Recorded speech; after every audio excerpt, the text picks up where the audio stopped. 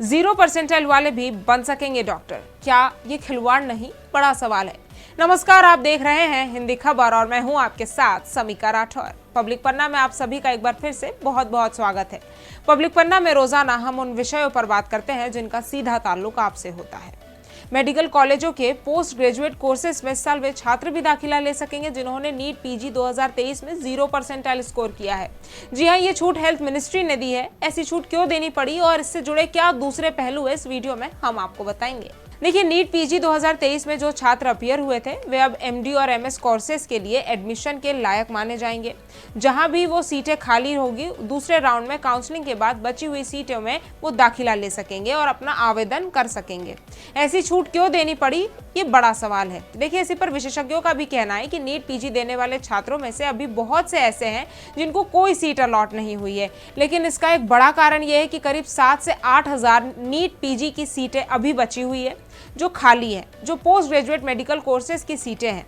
लेकिन जो qualifying percentile तय किया गया था उसके मुताबिक उन छात्रों को मौका नहीं मिल रहा था। तो अगर इस परसेंटाइल को कम नहीं किया जाता है तो ये सारी सीटें खाली रह जाती और सरकार को एक सीट पर काफी खर्चा करना पड़ता है। इसी को देखते हुए इंडियन मेडिकल एसोसिएशन ने सरकार से मांग की थी कि क्वालिफाइंग परसेंटाइल को कम किया जाए। जैसे मैं आपको बताऊं कि जनरल के लिए क्वालिफाइंग परसेंटाइल 50% थी और नॉन जनरल के लिए 44%। यानी जनरल पीडब्ल्यूडी कैटेगरी में जो आते हैं उनके लिए 44% ही जो है परसेंटाइल थी, तय परसेंटाइल थी। तो आईएमए और बहुत सारे एमबीबीएस स्टूडेंट्स ने हेल्थ मिनिस्ट्री को ये लिखा था कि हमें परसेंटाइल में छूट दी जाए ताकि हम पीजी कोर्सेज में एडमिशन ले सकें जो सीटें खाली बची हुई है उनमें। लेकिन हेल्थ मिनिस्ट्री ने बहुत आश्चर्यजनक फैसला सुनाते हुए कहा कि क्वालिफाइंग परसेंटाइल को 0 ही कर दिया जाए। इसका मतलब सीधा सा ये है कि अगर आपने नीट पीजी में अप्लाई किया है, अपीयर हुए हैं या अगर आप उस परीक्षा में केवल बैठे भी हैं तो भी आप उस सीट के दावेदार हैं। अगर कॉलेज में सीट है तो आप उस सीट के लिए आवेदन कर सकते हैं। अभी तक 2 राउंड की काउंसलिंग हो चुकी है और तीसरे राउंड की काउंसलिंग शुरू होगी जिनमें स्टूडेंट्स अपनी चॉइस भरेंगे और इन 6 से 7 हजार मेडिकल सीटों के लिए अप्लाई कर सकेंगे। करीब 140 करोड़ की आबादी वाले इस देश में पोस्ट ग्रेजुएट कोर्सेज के लिए जो मेडिकल की सीटें हैं वो करीब 70 हजार के आसपास है।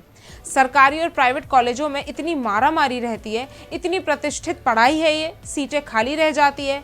कहा जा रहा है कि 2.5 से 3 हजार हर साल सीटें खाली रह जाती है।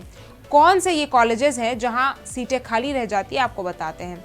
देखिए, एमबीबीएस कोर्स की सीटें इस साल 1,60,000 से ज्यादा है। वहीं पीजी की जो सीटें थी पहले 40 से 45 हजार हुआ करती थी, जो इस साल लगभग 70 हजार सीटें हो चुकी है। अब इनमें से बहुत सी कुछ ऐसी सीटें हैं जो प्राइवेट कॉलेजेस में खाली रह जाती है जहां पर स्टूडेंट्स की फर्स्ट और सेकंड चॉइस नहीं होती। इसके अलावा क्लिनिकल और नॉन क्लिनिकल 2 कैटेगरी होती है जिनमें ये सीटें होती है। क्लिनिकल कैटेगरी में तो सारी सीटें भर जाती है, जैसे एमडी डीएनबी कोर्स है, डिप्लोमा है। वहीं नॉन क्लिनिकल भी जो सीटें होती है उनमें काफी सीटें खाली रह जाती है। जो आगे टीचिंग में जाते हैं उनके लिए वो सीट होती है। डॉक्टर प्रोफेसर जो उन कॉलेजेस में पढ़ाते हैं, लेकिन फिर भी किसी भी सीट का खाली रहना ठीक नहीं है क्योंकि एक एक सीट के लिए मारामारी है।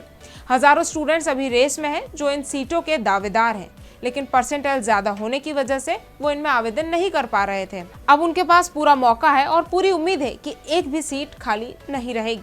लेकिन क्या इसका मतलब ये माने कि जितना परसेंटाइल कट ऑफ तय किया गया था वहां तक के जितने भी छात्र थे वो प्राइवेट और सरकारी कॉलेजों में एडमिशन ले चुके हैं? उसके बाद ये हाल है कि प्राइवेट कॉलेजेस में सीटें बची हैं। क्या वहां सीट इतनी ज्यादा है जिसके कारण वहां पर एलिजिबल कैंडिडेट अप्लाई नहीं कर पा रहे हैं? ये भी बड़ा सवाल है। देखिए, कैंडिडेट्स की पहली चॉइस तो गवर्नमेंट मेडिकल कॉलेज ही होती है और कुछ प्राइवेट अच्छे मेडिकल कॉलेज हैं जिनको छात्र गवर्नमेंट से भी ज्यादा पसंद करते हैं।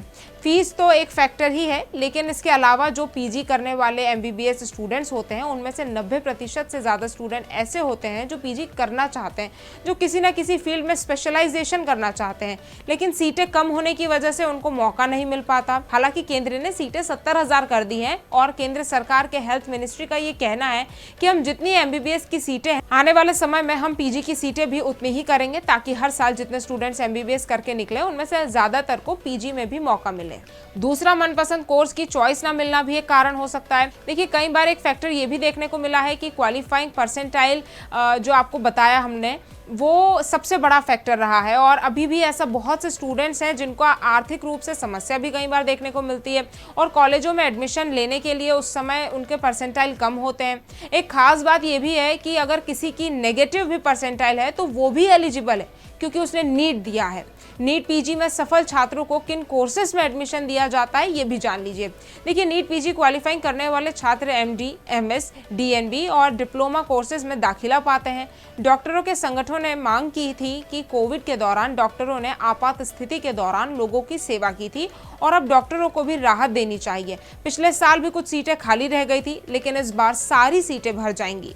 आपको बता दें कि केंद्र सरकार ने पीजी कोर्सेज की सीटों की संख्या बढ़ाकर 70,000 कर दी है और सरकार का लक्ष्य है कि इसमें से कोई भी सीट खाली ना रहे, और इसी के लिए सरकार ने ये बड़े कदम उठाए हैं और 0 परसेंटाइल वाले छात्रों को भी डॉक्टर बनने का मौका मिले, इसीलिए परसेंटाइल को घटाकर 0 कर दिया है। ऐसी ही तमाम अपडेट्स के लिए देखते रहिए हिंदी खबर। नमस्कार।